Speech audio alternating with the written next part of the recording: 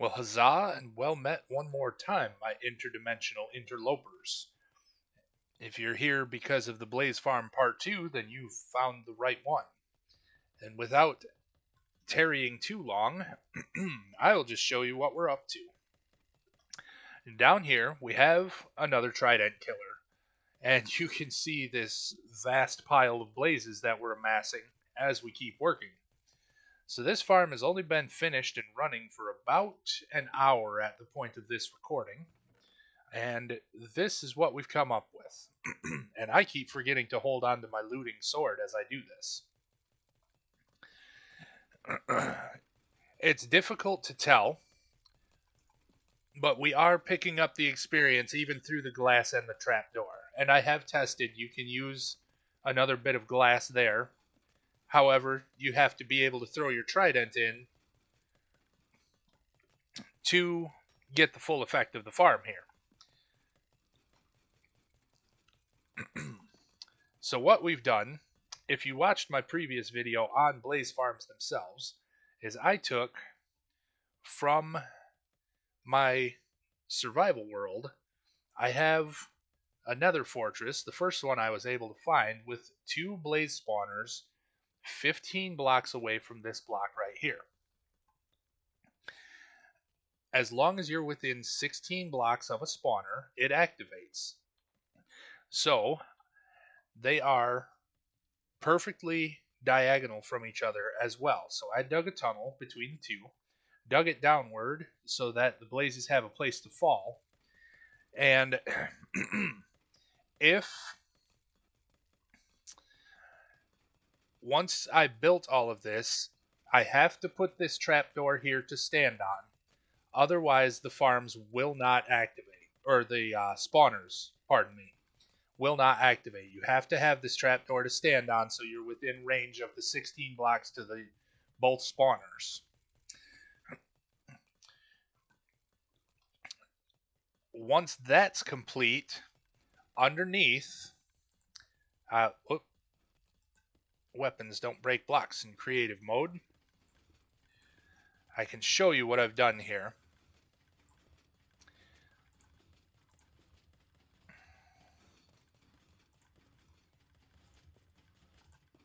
There it is. I'm going to be careful not to break anything or pick up my trident.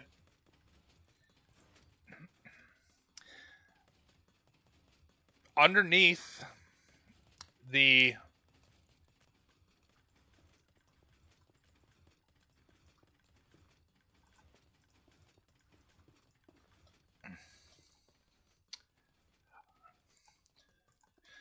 underneath the blackstone brick blocks underneath the trident killer here is a minecart with hopper over top of a group of hoppers.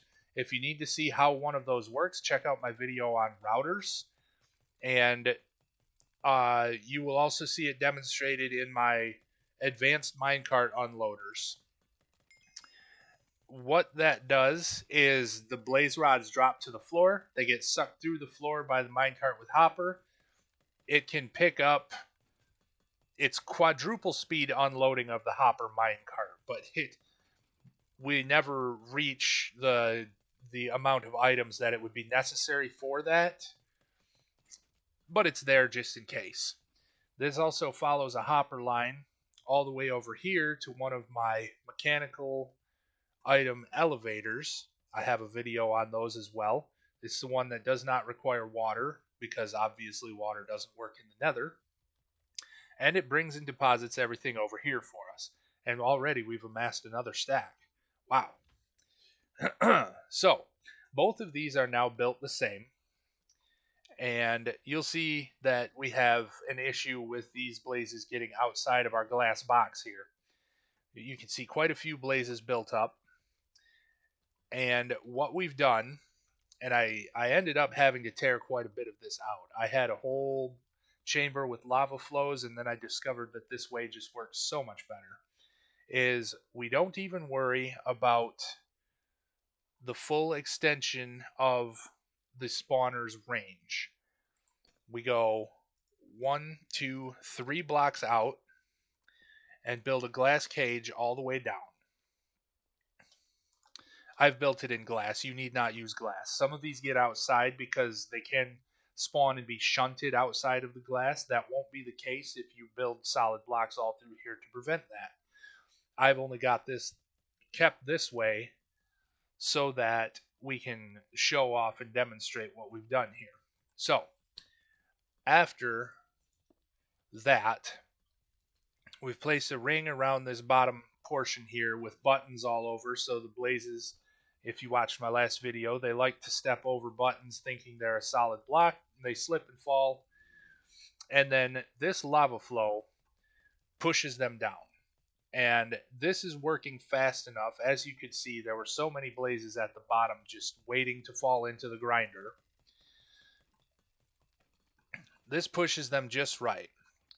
This video is also, I'd like to remind you, just more theory than in practice. It's going to be very rare that you find them at exactly the same level, exactly perfectly right angles from each other, a straight diagonal line. So just keep that all in mind as we go through this. But it is possible to send the blazes along on a lava flow straight down into the grinder. What happens here too is because there's not as much space for all of the blazes, they will continue to fall down here and bump into each other and jostle each other into the trident killer. This one's not going to let me push him around. He's going to keep jumping, but you can see that these are moving through fairly quickly. So our bottom measurement here is a 5x5, it seems, and a 3x3 lava pool. It also drops.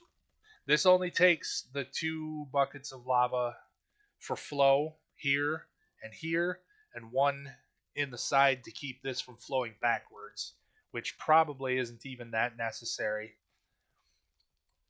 But this pushes all of these blazes that way, and as you can see, we have far more than 6 piled up here, and they just keep pouring out of these spawners. And this is happening for 2 spawners at the same time. So, obviously, this is a very lucky spawn point, or a very lucky, I guess, roll on a fortress. As I've said before, once you fill this all in, you won't get any problems with them being shunted outside of our glass box here, which is, I think, 7 on a side. 1, 2, 3, 4, 5, 6, 7. Yeah, it's 7 on a side. You have buttons on your inner blocks so that they will tend to wander off the edge. Oh, that's on the other side. I guess I forgot to put it in on this side. But you see just how effective and how efficient this farm is being. Now, to have both of them activated, as I said, you got to be standing on this trap door or standing up a little ways. However, if you're too high up, you won't get your experience points from this. This isn't an experience farm even remotely close to the Ender farms or to the especially the Guardian farm. That Guardian farm is almost obnoxious in how much experience you can collect from it. But if you're going to stand here, you might as well collect experience. So, yeah, that and then all these blaze rods. These were from an earlier test, so we're not counting these. This was from when I had lava flows in the bottoms of both to see how well that worked, and it ran, goodness, all afternoon just to get this. And, as you can see, we've already far outpaced that. We're already working on stack number 8 fairly quickly, and that's when I've wandered away from our singular point here. You could also put this on the opposite side of the Trident Killer if for some reason you wanted to be standing over there. That's fine. Why I chose this side is because this is the side that the rest of my Nether Fortress comes from. You will see once in a while, since blazes especially can spawn outside of a spawning area just in a blaze fort or in a Nether Fortress now. So you will have some blazes wandering the halls. Obviously, wither skeletons are going to be a problem, so make sure you build yourself a safe area for all of this. Um, but yeah, go nuts. Find your point right between two spawners. Build yourself a double farm. If you need that many blaze rods, blaze powder as well makes for strength potions, which is mighty helpful. But yeah, they make excellent fuel, and it's just another farm that you can make to automate more processes for yourself. You can see this thing is just working away even while we're up here talking about it, and never a dull moment down here. These blazes just keep flowing in, keep falling into the grinder. Use the trap door, like I said. You can put a bit of glass there, but you need a way to get your trident down in there. No problem. Even in survival mode, you'll see. I'll do this for a moment just so you can see they don't aggro to you even when they're down in there.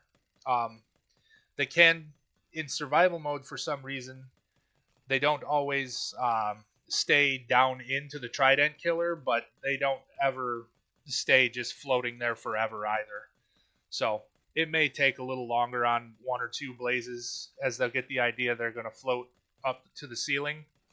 Um, Also, blazes, since they sit on top of lava, they need a little bit of extra height above them. So don't fill your ceiling in too close while you're flowing them down these lava rivers. They can get stuck by banging their heads against a low hanging ceiling or something like that. So you'll see this guy. He's not quite falling down in there to get damaged, but he will eventually. They do. They'll take the damage. I don't know if they get tired or well, obviously they don't get tired, but eventually their AI will drop them. They'll get down below the pistons and they'll start getting hit by the trident. Once again, looting sword and just enjoy the benefits of that. These are dangerous farms to make, but pretty rewarding to have something like that working for you. Oh, probably. Let's don't stand in front of that and get roasted while I'm talking to you. Take that. Well, once again, I am your White Sun Paladin, and I'm pretty proud of this farm. Um, was really excited to share it with you and to share Blaze Farms in general and to redo that Guardian farm for you all. These all got recorded in the same night, so it might seem a little awkward that I keep mentioning them so frequently. But yeah, I hope you are blessed on your next quest. I'm off to my next adventure, and I just want to give a quick shout out and thank you to all the new subscribers, the new likes, new views. I really enjoy it. I hope that what I'm giving you guys is helpful or useful in some way, and we'll see you in the next one. Thank you much.